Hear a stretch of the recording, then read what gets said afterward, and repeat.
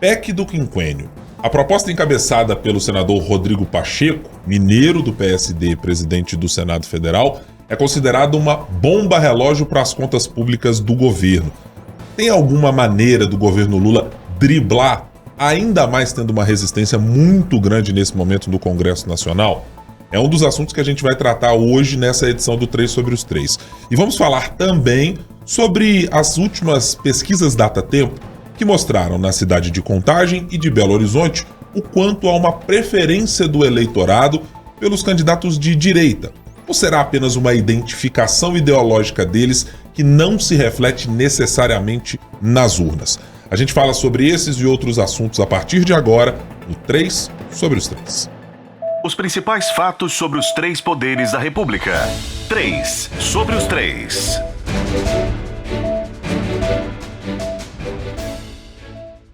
Olá, tudo bem? Você está no podcast que semanalmente trata, com um trio de comentaristas da Sempre Editora, daquilo que a política leva dentro do Executivo, do Legislativo e do Judiciário, e como todas as discussões entremeiam cada um desses poderes. Hoje, para bater esse papo aqui comigo, temos uma ligeira mudança na nossa bancada pão de queijo, digamos assim.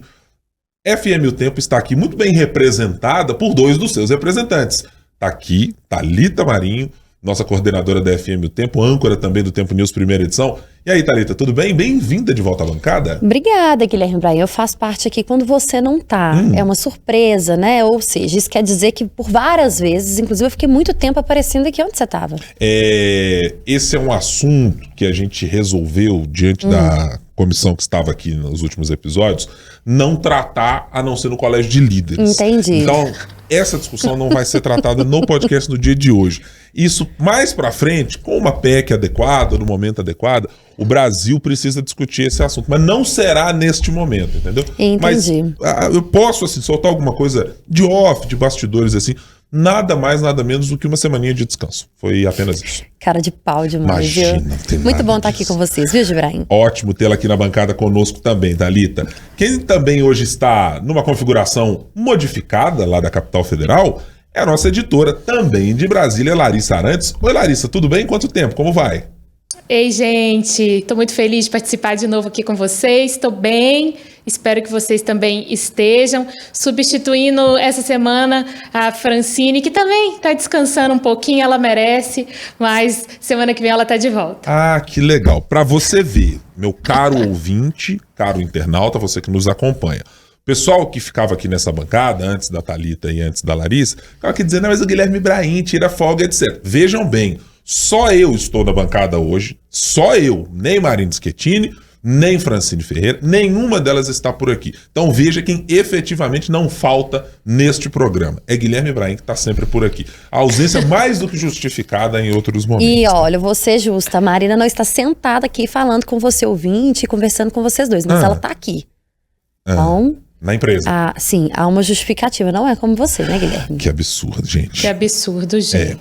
Já que estamos falando de algo da ordem do absurdo, e eu acho que dá para classificar dessa maneira do ponto de vista das contas públicas e do cenário macropolítico que o país está vivendo, que as contas públicas estão vivendo, as discussões que o Congresso Nacional fez no ano passado e nesse ano, acho que dá para classificar como uma espécie de absurdo, pelo menos da minha parte, a PEC do quinquênio. Estamos tratando de uma proposta que, de repente, pipocou dentro do Congresso Nacional, que estava muito mais preocupado na relação executivo-legislativo, em entender como o governo conseguiria aprovar ou deixar com que vetos que gostaria de ver em temas de segurança pública pudessem permanecer por lá. Eis que, de repente, o presidente do Congresso Nacional, o senador Rodrigo Pacheco, surge ali com uma varinha mágica e diz, opa, tem aqui uma propostinha bem interessante a ser levada para frente. A chamada PEC do quinquênio. A PEC que prevê, basicamente, que haverá um reajuste automático de 5% para carreiras a cada 5 anos. Quais carreiras? Inicialmente, juízes e Ministério Público. Mas a discussão já caminhou a ponto de defensorias públicas serem incluídas nessa conversa, delegados da Polícia Federal poderem entrar nessa conversa, membros da Advocacia Geral da União entrarem nessa conversa e também integrantes dos estados. Ou seja, é evidentemente uma explosão de gastos nas contas públicas. Bom, então, Larissa, eu quero começar a nossa conversa colhendo a sua impressão sobre como essa discussão ganhou corpo e em que estágio nós chegamos no momento. O governo está, exatamente nesta semana em que nós gravamos, levando ao Congresso Nacional a reforma tributária, a regulamentação de pontos específicos da reforma, e nós estamos tentando olhar para as contas públicas, para o quanto o Estado arrecada, para o quanto há de diminuição de desigualdade, de peso sobre as pessoas, do custo da máquina pública, de um Estado por vezes inchado em determinadas categorias, e aí nesse exato momento é que a PEC do quinquênio apareceu. Qual é a sua avaliação sobre esse cenário de momento aí pela capital federal? Ibrahim, eu fico pensando que, assim, são tantas camadas nessa questão da PEC do quinquênio, assim, são tantos braços de discussão que a gente pode ir percebendo que seria interessante a gente separar em dois polos, digamos assim. A movimentação do Rodrigo Pacheco em si, enquanto presidente do Congresso, presidente do Senado, e quais as sinalizações que ele está querendo dar, seja para quem já votaria nele, para quem não votaria nele em caso, de fato, dele sair como candidato a governo de Minas, por exemplo. E a gente tem esse cenário, como você disse, macroeconômico, macrofiscal do governo e o momento em que isso acontece. Analisando ali do lado do governo, né, em relação ao momento que esse texto ganha destaque lá no Congresso. Bom, o governo que vem enfrentando uma dificuldade grande de articulação política, principalmente quando a gente fala do presidente da Câmara, Arthur Lira, a gente lembra, né, como que a relação, aliás, a relação chegou a tal ponto, tá ruim, a tal ponto que Lira chamou Alexandre Padilha, que é o ministro de Relações Institucionais, de desafeto pessoal e incompetente. Lira tenta se explicar depois, diz que não deveria ter utilizado a palavra incompetente, mas ele mesmo diz que palavras ditas já estão ditas, então que não teria como voltar atrás. Mas isso mostra que o governo estava, sim, se colocando na reta ao bancar o nome de Padilha o tempo todo, dizendo que, sim, ele estava fazendo um belo trabalho. O próprio presidente Lula falou isso várias vezes e a gente está percebendo na prática que não é o que está acontecendo.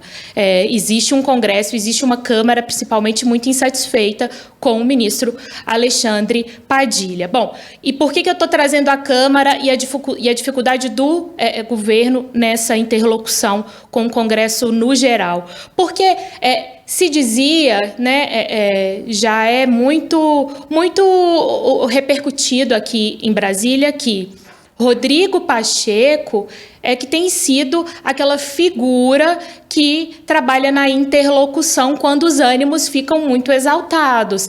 E a gente viu os ânimos ficarem muito exaltados, principalmente entre Lira e Padilha. Então, ele sempre teve essa fama de ter uma grande habilidade de, digamos, apaziguar os ânimos, de tentar buscar um acordo entre as partes, para promover o diálogo entre as partes.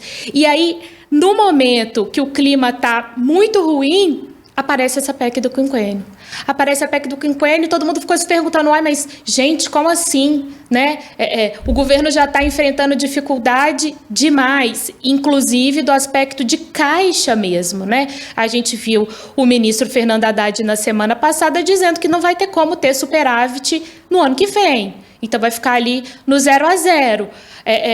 O governo ficando menos otimista em relação às contas públicas. E aí vem não só uma PEC que representa um gasto absurdo para o governo, como vem chancelada, abraçada pelo presidente do Senado, que até então era quem estava fazendo essa interlocução para tentar diminuir o conflito executivo e legislativo, e para além disso, né, como que o próprio governo estava recebendo isso, porque a gente tem servidores da educação em greve, servidores federais da educação em greve, por exemplo, né, pedindo reajuste salarial, pedindo valorização da carreira. O governo chegou a oferecer, se eu não me engano, 9% de reajuste, e uma categoria que não tem os mesmos benefícios que essas carreiras que a gente está chamando aí, né? A magistratura, o Ministério Público, a Defensoria Pública, carreiras de educação que não têm todos os auxílios que eles têm. Então, é como se o governo já estivesse numa situação extremamente delicada em termos de negociação com o Congresso. Lembrando que a gente tem eleição em outubro e o governo precisa da celeridade do Congresso para aprovar principalmente a regulamentação da reforma tributária, que foi enviada, o primeiro projeto foi enviado ontem pelo Ministério da Fazenda para o Congresso, mas aí se vê diante de mais uma polêmica. Então, assim, eu fico pensando, né, como que a base do governo fica no Congresso nesse momento, né? Muito se critica, às vezes, a base ali do governo, os governistas, ou mesmo a ala do PT mais fiel, digamos assim, ao governo. Como é que fica? Porque eles têm que defender o governo em diversas frentes e ainda tendo essa problemática da PEC do quinquênio.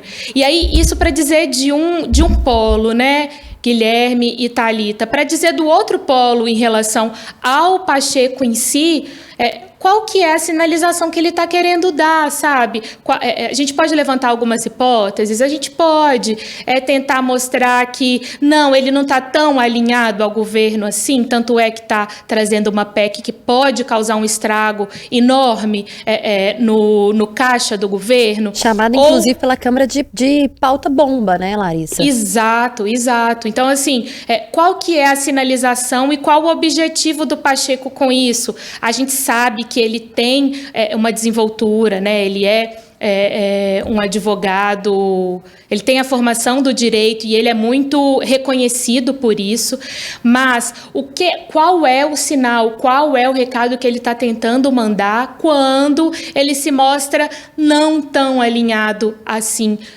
ao governo, isso diante dos holofotes, né?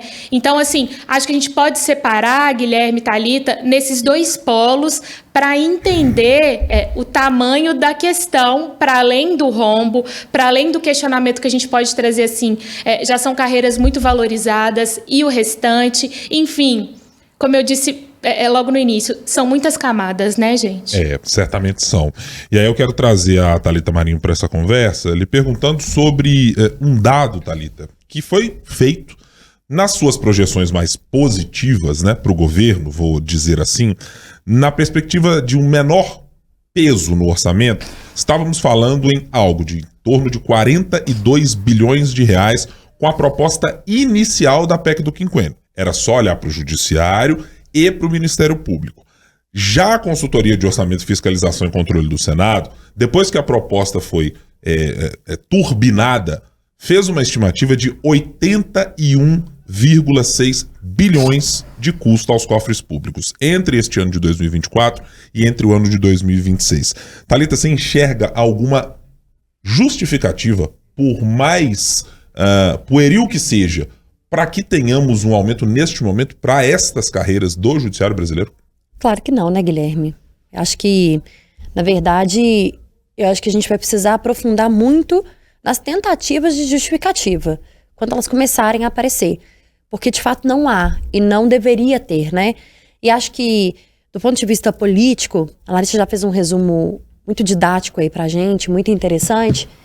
É interessante e importante a gente falar que o que mais chama atenção, pelo menos o que eu acho que é um resumo do que a Larissa já trouxe, é do momento em que isso vem, né? Da forma como isso chega. A gente já está vivendo um momento muito conturbado entre governo, Senado, Câmara e uma explosão de confusões aí. E aí a gente tem essa pauta bomba colocada pela Câmara com justificativas que sequer começam a aparecer, na verdade, né? A gente está falando de um aumento do dobro? Pode chegar até 81,6 bi, não chega exatamente isso, mas com o limite que a PEC pode chegar a ter, né? Você limita, são 5% de reajuste a cada 5 anos, mas com o limitador de 35%. Mas estamos falando de 81,6 bi. E veja bem, se a gente for colocar, quando a gente fala de Brasília, a gente costuma dizer que, óbvio, Brasília representa o país de uma forma geral, né? E as cidades, os estados, eles têm Brasília ali para começarem a se espelhar, ou deveriam pelo menos. Quando a gente está falando, vamos trazer aqui para Minas, para o nosso terreiro, de quantas manifestações nós falamos nas últimas semanas de servidores da segurança pública, da educação e da saúde que brigam por reajustes, mínimos que sejam, de anos que não tem aí uma recomposição, uma melhoria, e que sequer conseguem fazer uma discussão. E aí a gente vai para um montante como esse, né? Num número exorbitante como esse, e numa não justificativa como é que a gente não tem, e aí a gente precisa parar para pensar. É só para tumultuar ou de fato essa discussão precisa e está no limite e precisa chegar nesse meio tempo? A gente não tem assuntos mais importantes na frente que a gente precisa começar a pensar? A dívida de Minas, por exemplo. Ah, Thalita, mas a gente vai parar todas as discussões só para falar da dívida de Minas? Não. Mas o Rodrigo Pacheco já está enfrentando, né? Inclusive com o próprio governador aqui, que falou essa semana que, não, protagonismo de Rodrigo Pacheco não é isso, eu não vejo com maus olhos, né? Está tentando resolver e tudo, mas de fato precisa dessa briga, Rodrigo Pacheco? Precisa comprar ou tumultuar de mais alguma forma, ou com mais essa discussão? O cenário que já está tão ruim lá em Brasília, de fato, a gente não tem mais nada na frente para poder resolver e para pensar em liberar um orçamento que não seja esse da PEC do quinquênio? Acho que assim, acho que não passa, Guilherme, Larissa, acho que vai ser só mais um tumulto, infelizmente. Eu fico muito triste quando a gente fala sobre isso, porque muitos políticos falam com a gente aqui, Guilherme, no Café com Política especificamente, que a política não deveria ter lado, né? Ah, não tem direita, não tem esquerda, não tem centro, deveria ser o povo. Mas eles não agem com o povo. Eles não querem, de fato, resolver o problema do povo. E a gente vê uma discussão como essa, por exemplo, que pega todo mundo de surpresa, que movimenta a política de uma forma geral, que faz todo mundo pensar em mais essa preocupação e faz o brasileiro ficar revoltado. É pensado, é proposital para que o brasileiro se revolte e pense a política com outros olhos? Acho que a gente precisa começar a provocar para um outro lado também, assim, e a pensar para um outro lado. O que é que eles querem, de fato? O que Rodrigo Pacheco quer, de fato, com essa colocação, sabe? Uhum. Eu tenho algumas hipóteses sobre o que Rodrigo Pacheco quer a respeito desta PEC do quinquênio especificamente. Mas antes de eu me deter nelas, eu quero primeiro que a gente olhe para os números. Eu fui procurar aqui um pouco mais detalhadamente o que é que representa isso no cenário do serviço público brasileiro, algo dessa natureza. Bom, a gente está falando, e eu estou trazendo dados aqui do Centro de Pesquisa em Macroeconomia das Desigualdades, que é um núcleo específico da Universidade de São Paulo, que trata da desigualdade. É para mostrar as diferenças que você tem dentro do serviço público brasileiro. Primeira coisa a ser dita neste caso, não estamos falando de uma categoria que tenha, no Brasil, mais dificuldades do que qualquer outra. Pelo contrário, o judiciário é sempre o maior beneficiado em praticamente todos os episódios de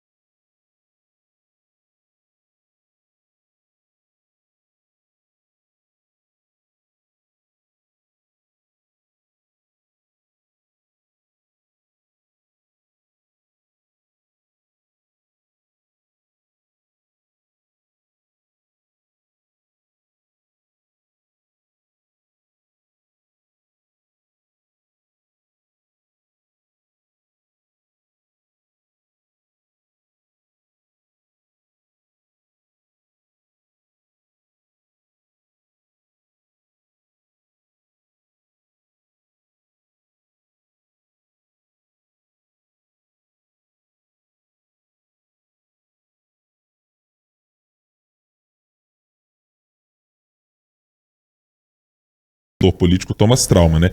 Emprego do ministro da Fazenda é, em geral, o pior emprego do mundo. É basicamente isso que Fernando Haddad está vendo no dia a dia. Vamos mudar agora aqui a nossa prosa para a gente falar sobre eleições de 2024. Esse é um ano que quase nunca a gente vai fugir desse tema no podcast. E quero puxar aqui duas das nossas pesquisas Datatempo para cidades de Contagem e de Belo Horizonte, com números praticamente semelhantes em um caminho. Tanto os eleitores de Belo Horizonte quanto os eleitores de Contagem, exatos 33,8% deles nas duas cidades dos nossos entrevistados na pesquisa Datatempo, indicam-se serem de direita. E aí você pode colocar aquele que se vê como direita, que se vê como centro-direita e que se vê como extrema-direita. Todo esse espectro foi captado pelos nossos pesquisadores da Datatempo. Thalita, olhando para 2024, quer dizer então que um candidato de centro-direita, direita ou extrema-direita terá uma necessária preferência do eleitorado? Guilherme, não. Não necessariamente. Porque, vamos começar por Contagem, até porque nós fizemos essa semana no Café com Política aí uma série, fizemos e já terminamos a série especial com aqueles 3 melhores colocados na Datatempo. E uma dessas pessoas entrevistadas é a própria prefeita de Contagem, Marília Campos, do PT, nome histórico do PT. Em Minas Gerais, talvez aquele nome figura entre os 3 mais fortes nomes, né, ou melhores nomes do Partido dos Trabalhadores. Que, inclusive, nós já questionamos aqui se, depois das críticas que ela fez recente ao partido, que era uma coisa inimaginável há algum tempo, se ela deixaria o PT, e ela negou, por enquanto se mantém aí no PT, pelo menos para essa pré-candidatura de reeleição. Mas em Contagem, a gente vê um cenário um tanto quanto curioso. A gente tem uma prefeita do PT, o nome histórico do PT, como eu coloquei aqui, mas que recebe votos da direita. A Marília consegue desvencilhar, ela consegue sair desse buraco do PT, ela consegue se desvestir daquela estrela, né, que agora ela já nem usa mais, e ela tinha isso aí muito, e consegue ganhar os votos da direita. Mas isso não quer dizer que o eleitor de Contagem vai escolher o nome da direita. Pelo menos não é o que indica a pesquisa Datatempo aqui, agora. Tanto que se a eleição fosse hoje, a Datatempo revela isso. A prefeita estaria reeleita. E veja bem, o contagense, é contagense mesmo, né, Guilherme? Eu sou contagense, você também. É contagense. O contagense, ele se coloca mais à direita, mas ele escolhe o nome da esquerda. Não é qualquer nome da esquerda. Eu acho que esse é um ponto que a gente precisa pensar. E isso não está muito diferente do que acontece em Belo Horizonte. A gente tem um prefeito que também não é de direita. Nós temos um prefeito que caminhou ao lado do presidente Lula na eleição de 2022, que levantou bandeira e que falou: Belo Horizonte está mais à esquerda. Belo Horizonte caminha com o governo federal. Belo Horizonte quer o PT. Mas a gente vê um cenário diferente. Eu acho que Belo Horizonte, sim. A gente pode ter, talvez, alguma coisa que pode beneficiar o nome da direita, que nesse caso está colocado por enquanto aí, talvez o nome que está mantido há mais tempo, que é o do deputado estadual Bruno Engler, mas a gente tem Carlos Viana, que está chegando aí também, que está bem colocado na pesquisa, aliás, foi o nome melhor posicionado da pesquisa Datatempo, nesta rodada agora de abril, que pode sim ter alguma mudança, mas em Contagem não. Então acho que não necessariamente aquilo que o eleitor se posiciona é o que ele vai levar para a urna. E aí acho que a gente tem um componente interessante, Guilherme e Larissa. O lado político ou o partido não faz a escolha do voto do eleitor. E talvez seja por isso que a gente tem observado aqui no Café com Política, Larissa, eu e o Guilherme, a gente tem observado que todos aqueles que vieram conversar com a gente tentam tirar o importante, entre aspas, peso que a gente achava que tinha de Lula ou de Bolsonaro. Para todos aqueles, mesmo para aqueles extrema-direita ou extrema-esquerda, quando a gente pergunta se o nome do presidente Lula ou o nome do ex-presidente Bolsonaro é tão importante, é importante, mas não pode ser o único caminho. A gente começa a perceber que eles estão tentando ali sair dessa, sabe assim, quem é do PT só pode votar, quem é da esquerda só pode votar no candidato do PT. Quem é da direita só precisa escolher o candidato do PL. A gente já começa a ver os próprios candidatos mudando uma certa forma de pensar e de agir, e de pensar e de tentar angariar ali o seu eleitor. Larissa, você está em que polo dessa discussão? O eleitor brasileiro pode ser um eleitor de direita que vai votar necessariamente em prefeitos de direita, ou essa escolha tem alguns componentes a mais que não levam a essa conclusão direta que pode nos parecer a partir da pesquisa? Só levantando um ponto, né? É tão interessante isso que a Thalita está falando a respeito de como tantos candidatos de extrema-direita quanto de, né, se a gente está colocando nesses termos, mas de extrema-direita e extrema-esquerda, tentando se desvencilhar um pouco da figura dos principais cabos eleitorais dos dois lados, né, o presidente Lula e o ex-presidente Jair Bolsonaro. É interessante a gente observar que esse é um movimento contrário do que a gente vem observando nesses últimos anos no país, né? Então, acho que isso rende boas análises para compreender qual que pode ser o fim, né? Qual pode ser o resultado de tudo isso. Mas, voltando à sua pergunta, Guilherme, eu acho que o eleitor brasileiro, ele vota de acordo com uma ideologia mais, digamos, um pouco mais pragmática, se é que a gente pode colocar assim, e talvez isso explique também o porquê que a gente está vendo os candidatos tentando se desvencilhar dos principais cabos eleitorais. E eu estou dizendo, por exemplo, vamos colocar aqui a questão do aborto, por exemplo, né? Que sempre suscita grandes discussões, seja no Congresso, em outras instâncias de debate, né? O eleitor brasileiro que é contra o aborto, por exemplo, acho que ele vai procurar aquele candidato que seja contra o aborto também, seja ele de esquerda ou de direita, e vai caminhar nesse sentido. Se é o nome de esquerda que é contra o aborto, ele não vai levar em consideração de que lado ali dos extremos esse candidato estaria, sabe? E eu acho que, não só com temas tão complexos quanto o aborto, mas também outros que não sejam tão cheios de camadas, digamos assim. Mas interessante observar que publicamente, inclusive, né? Porque se os candidatos estão dizendo isso nas entrevistas para a rádio, eles estão fazendo questão de que esse discurso de não, mas não é o único nome para me ajudar, para ajudar a divulgar a minha candidatura, isso diz muito, né? Querer publicizar isso dessa forma.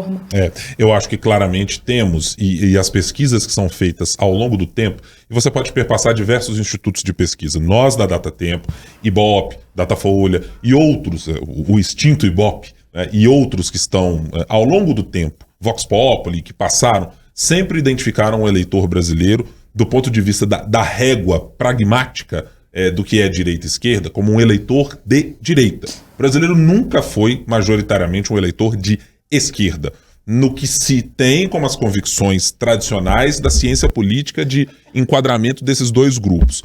Portanto, me parece ser absolutamente natural que, historicamente, os eleitores que têm convicções morais, religiosas, de outra ordem, elas suplantem o âmbito dos partidos brasileiros. Você pode ter mais partidos do que tem posições de direita ou esquerda. E acho que no município esse impacto ainda é mais diluído do que em outras épocas. Porque, no fim das contas, o prefeito é uma espécie de síndico da cidade. Ele é para resolver problemas que suplantam e que passam, às vezes, muito ao largo de uma ideia do que é ser de direita e do que é ser de esquerda. Ninguém está preocupado se o prefeito é de direita ou esquerda, se tem buraco na rua. Exato. Ninguém está preocupado se o prefeito é de direita ou esquerda, necessariamente, se a unidade básica de saúde ou o programa social que ele gosta de ver ou gosta de ter na sua comunidade ou vê como exitoso, está funcionando ou não. Então eu acho que essa percepção ela pode ajudar na construção de um discurso que suplante a política, que diga, para além dos partidos, se eu for discutir uma posição armamentista ou não, a favor ou contra o aborto, ou coisas dessa natureza, podem servir muito para o engajamento no dia a dia de uma campanha, ou para uma desconstrução eventual de um político, de uma imagem pública que você tenha, de um prefeito que quer se reeleger ou que não quer. Mas acho que no cômputo geral, há uma dificuldade do eleitor de se apegar única e exclusivamente a isso. Ele olha para isso e diz, tá bom, é legal, eu posso ter uma rejeição aqui a colar, mas não há problema em votar num prefeito que seja de esquerda ou de centro-esquerda se ele tem convicções contrárias da dele, porque no fim, o objetivo e para o que ele elege o prefeito é diferente. O Guilherme e Larissa, eu acho importante a gente falar uma outra questão, assim, de fato, historicamente, o apoio que vem de Brasília não impacta tanto nas eleições municipais. E acho que é importante a gente pegar um ponto aqui, Guilherme. Na rodada de entrevista que nós fizemos, por exemplo, em relação a Belo Horizonte. Quando nós recebemos o deputado Bruno Engler, ele falou muito mais do apoio do deputado Nicolas Ferreira, que é o presidente do PL em Belo Horizonte, deputado federal mais votado, foi aquela explosão de votos, né, e que todo mundo já sabe a história, muito mais dele do que da própria figura do ex-presidente. Então, assim, a gente vai fazendo essa escala. Na eleição de governador, é claro que o apoio presidencial, ou do governo federal, ou do ex-presidente vai ser importante. Senador também, talvez, mas aí a gente puxa mais para os deputados.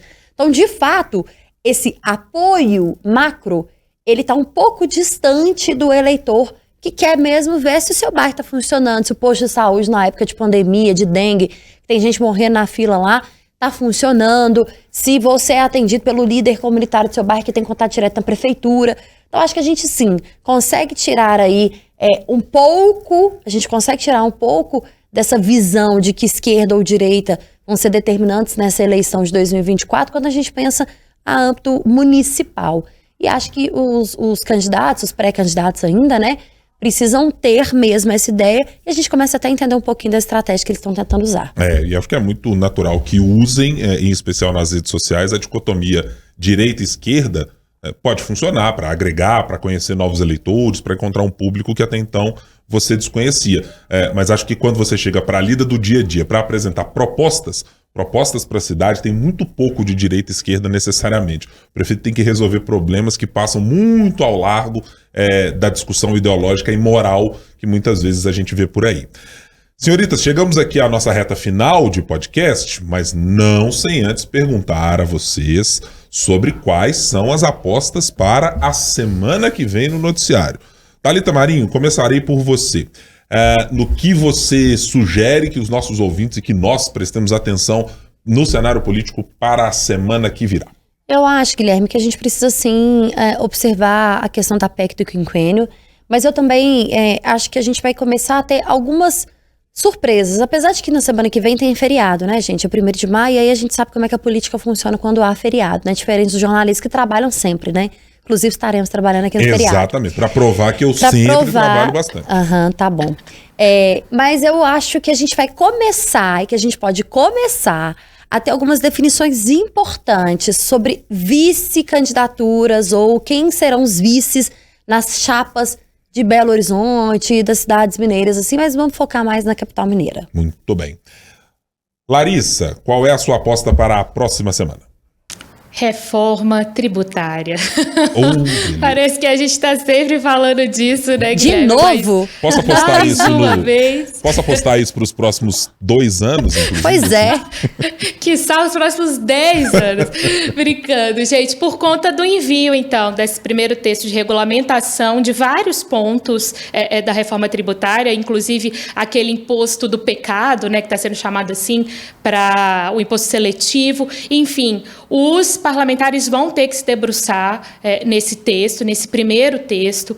A gente sabe que foi a questão da reforma tributária, né? Ela recebeu ali um conjunto de articulações e negociações de diversos setores, então pressionando bastante o Congresso em relação a diversos pontos, e isso vai voltar a acontecer agora, portanto, tendo essa regulamentação no foco. Então, eu acho que semana que vem a gente continua nesse assunto. Essa semana era, governo envia ou não envia para o Congresso? Enviou.